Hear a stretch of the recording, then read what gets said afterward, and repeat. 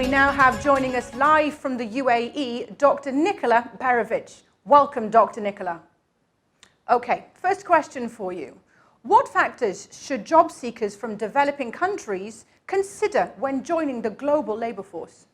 So actually, when we talk about new candidates, we have to have two types of every job requirement, so-called hard skills and soft skills. Hard skills are, of course, something which is very specific for every industry, and those are so-called technical skills.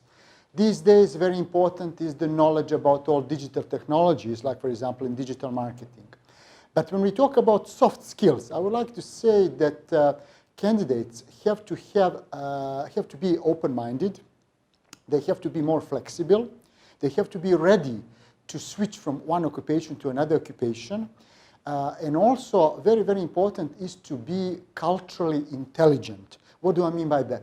I mean that everybody should be open to learn more about new cultures. You cannot compete on global markets unless you are ready to learn about new cultures. Thank you. Talk to me about the role of culture in the global labor force. I think that cultures in every country are either supportive or not much supportive for job seekers. I believe that in certain developing countries, cultures need to be reformed. Candidates need to be trained more to understand that there are some elements of their tradition which are basically holding them back.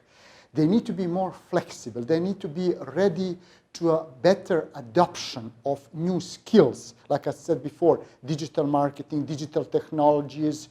They shouldn't judge. They shouldn't rely on any kind of stereotypes. Unfortunately, many cultures are so much based on judging other people. We don't want that. If you want to be successful in global market, you shouldn't judge.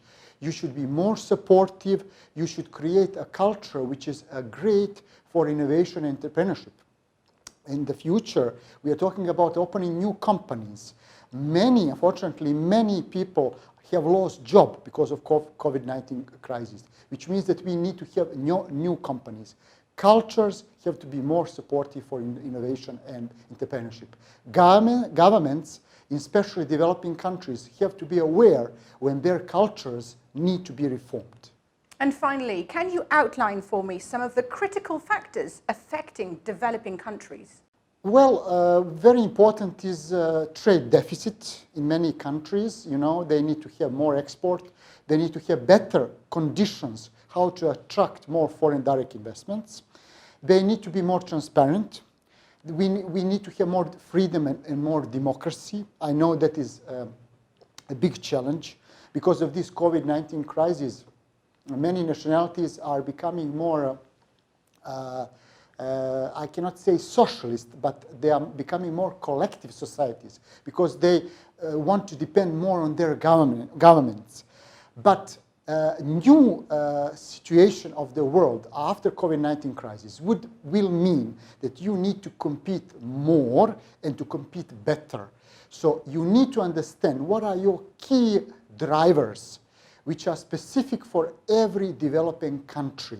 What are your best resources? How you are going to create your country development based on sustainable development? What do I mean by that?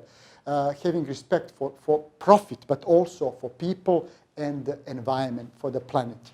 So there are many, many challenges, and developing countries have to be more open. They have to be more transparent. They have to be bigger part of global market competition in the future. Thank you. That was Dr. Nicola Perovic, live from the UAE.